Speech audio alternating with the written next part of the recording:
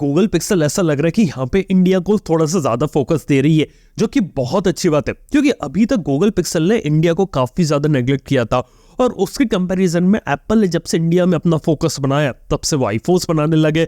और इसी साल की बात करें तो इस साल 2 एप्पल स्टोर ओपन करे और इवन जो आईफोन 15 होता है ना, उसे भी इंडिया में यहाँ पर बनाने लगे। खैर ये काफी सारी अच्छी चीजें यहाँ पर हो रही थी, लेकिन इसके साथ ही बात करें तो गूगल पिक्सल भी अब इंडिया के ऊपर वैसे ही फोकस कर रही है जैसे एप्पल ने किया था। यानी कि सिंपल सी बात है कि गूगल पिक्सल के फोन से भी कहाँ बनते हैं, वियतनाम में, और उस हिसाब से उनकी जो प्राइसिंग होती है जब इंडिया में आते तो काफी ज्यादा हो जाती है। और अब गूगल ने डिसाइड किया कि वो पिक्सल फोन्स को इंडिया में बनाएंगे और इनकी इंडिया के अंदर मैन्युफैक्चरिंग 2024 से शुरू होगी, जो कि बहुत सही चीज है। इसके बाद इंडिया में जो पिक्सल फोन्स होते हैं उसकी प्राइसिंग भी कम होगी। First made in India pixel phone होगा वो 2024 में देखने को मिलेगा। और ये भी कंफर्म कर दिया कि ऐसा नहीं होगा कि सिर्फ एक मॉडल बनाएगी, जैसे कि एप्पल ने कराया ना कि अभी सिर्फ आईफोन 15 बना रहे हैं, प्रो वर्जन नहीं बना रहे। यहाँ पे गूगल वालों ने डिसाइड कर दिया कि पिक्सल की जो पूरी लाइनअप होगी वो से वो इंडिया में शिफ्ट करना चाहते हैं। ये बहुत अच्छी चीज है।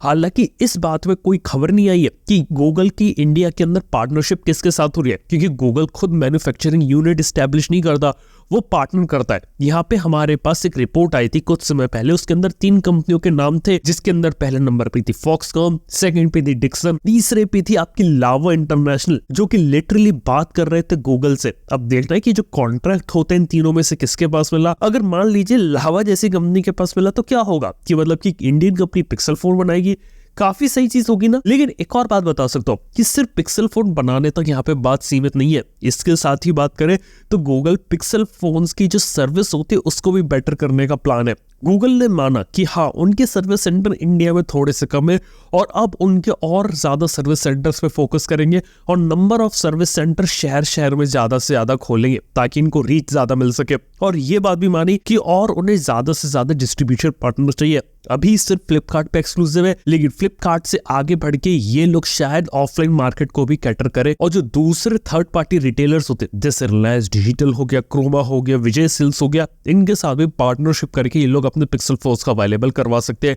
जिससे इनके फोन की जो सेल्स होती है वहां पे उन्हें कोई ना कोई किसी न किसी टाइप का बूस्ट देखने को ले। तो देखा जाए तो काफी सारी चीजें गूगल यहाँ पे सही कर रही है।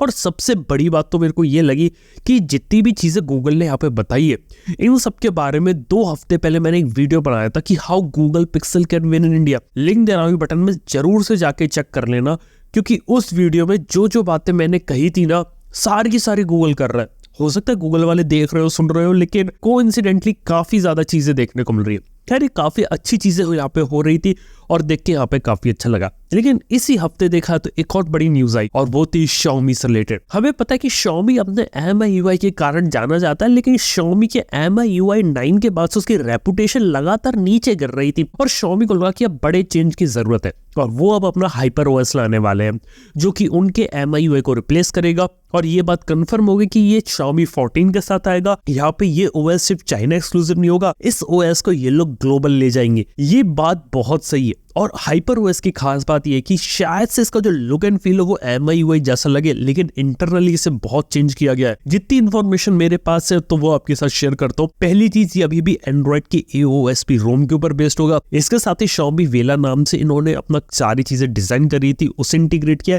जिसे NutX नाम के एक RTOS से बनाया गया। कुल मिला के बात ये कि यहाँ पे 2 टाइप के OSs को थोड़ा इंटीग्रेट करके Xiaomi ने अपना HyperOS बनाया, जो कि फास्ट होगा, स्मूथ होगा, शायद बग्स कम देखने को मिले, फीचर ज्यादा देखने को मिले और एक रिफाइंड वर्जन देखने को मिले।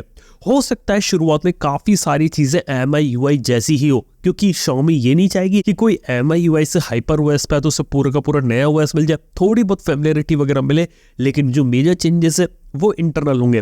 और सबसे बड़ी बात है कि Xiaomi की पहचान हमेशा से MIUI रहा था और MIUI के बाद HyperOS पे जाना ये एक बहुत बड़ा लीप हो सकता है। यहाँ पे देखने वाली बात है कि एग्जैक्टली HyperOS कैसा आता है। इसके बारे में आपको मेन चैनल पे जरूर से वीडियो देखने को मिलेगा, तो उसका डेफिनेटली इंतजार कीजिए, क्योंकि सरप्राइजिंग बात है कि Xiaomi के MIUI के ऊपर मैंने वीडियो बनाया था और बोला था कि एक OS यहाँ पे Xiaomi खुद का डेवलप कर रही है, वो भी आने वाला है। और उसके कुछ ही दिन के बाद HyperOS का अनाउंसमेंट हो गया। लेकिन अब देखने वाली बात ये रहेगी कि जो HyperOS आने वाले एग्जैक्टली क्या है, किस तरीके से काम करते हैं। और जैसे जैसे Xiaomi ज्यादा इन्फॉर्मेशन रिवील करेगी, सारी इन्फॉर्मेशन आती चली जाएगी। ज्यादा इंतजार नहीं करना अगले हफ्ते का है, क्योंकि अगले हफ्ते Xiaomi 14 भी लॉन्च होने वाला है, प्लस यहाँ पे आपका Snapdragon 8 Gen 3 भी लॉन्च होने वाला है।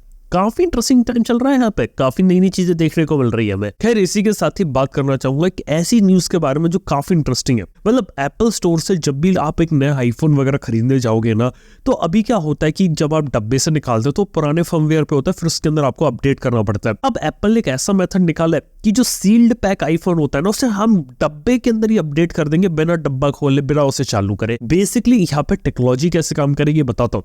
एक पैड जैसा डिवाइस यहाँ पे एप्पल ने बनाया जिसके ऊपर आईफोन का बॉक्स यहाँ पे रखा जाएगा। उसके ऊपर रखने के बाद ऑटोमेटिकली जो आईफोन होगा वो यहाँ पे स्विच ऑन हो जाएगा।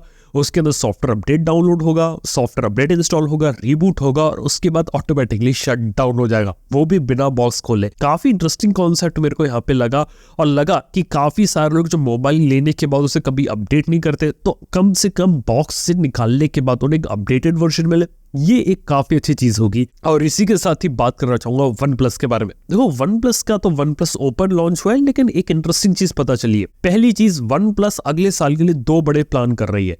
पहला प्लान तो है कि सैमसंग के डिस्प्लेस को डिच करना और उसकी जगह BOE के साथ पार्टनरशिप करना। उसके एमोलेड डिस्प्लेस को ये लोग अपने मोबाइल फोन्स के अंदर यूज करेंगे, प्लस इसी के साथ ही सिर्फ क्वालकॉम स्नैपड्रैगन के प्रोसेसर्स का ही यूज करना। यानी कि आने वाले 1 साल तक सिर्फ क्वालकॉम स्नैपड्रैगन के प्रोसेसर से यूज करेंगे, मीडियाटेक के ऊपर नहीं जाने वाले, जो कि बहुत अच्छा मूव है मेरे हिसाब से।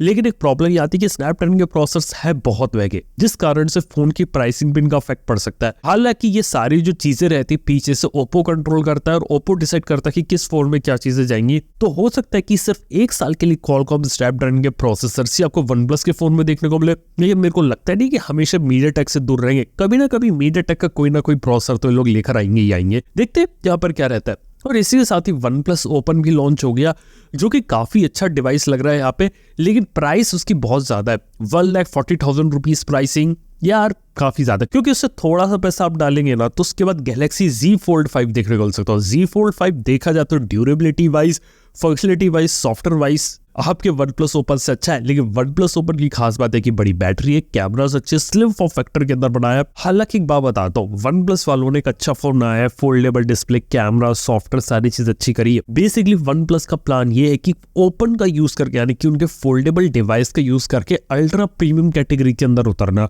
क्योंकि अभी भी देखा तो वन प्लस के जो फोन है वो 60,000 के मार्क तक टच कर गए थे। अब वन प्लस के पास एक मौका है कि 1 लाख के ऊपर जंप कर सकते। हालांकि 1,40,000 बहुत ही ज्यादा हाई प्राइस हो जाता है मेरे ओपिनियन में। और मेरे ओपिनियन में जो वन प्लस ओपन है ना, उसको यहाँ पे थोड़ा एग्रेसिवली प्राइस करते तो एक ज्यादा बेटर चीज होती। फिर शायद ही आपके S23 अल्ट्रा की सेल्स भी खा जाता और शायद गैलेक्सी Z Fold 5 व फ्लिप की सेल्स भी खा सकता था। देखने वाली बात है कि जो फोल्डेबल का रास्ता जो वन प्लस ने अपना है कहां तक जाता है। क्योंकि ओवरऑल एक बात बता सकता हूँ कि फोल्डेबल का लग रहा था आज से 4 साल पहले कि यहाँ पे रेगुलर मोबाइल फोन को रिप्लेस कर देंगे, बट ऐसा कभी नहीं होने वाला। रेगुलर मोबाइल फोन की सेल्स हमेशा ज्यादा रहने वाली है और फोल्डेबल हमेशा से एक नीश मार्केट है। देखने वाली बात है कि जो नंबर ऑफ यूनिट्स होती है वन प्लस ओपन की वो कितनी बिकती है, क्योंकि एडवर्टाइजिंग तो वन प्लस ने इसकी बहुत जबरदस्त की है, लेकिन ये सेल्स में कब तक ट्रांसलेट होगा ये एक देखने वाली बात है। तो दोस्तों ये थी हफ्ते की कुछ टेक न्यूज। आप लोगों को कौन सी न्यूज पसंद है नीचे कमेंट बताओ। थैंक यू आपका वीडियो देखने के लिए। मैं आपसे मिलता हूँ नेक्स्ट वन में। Good bye.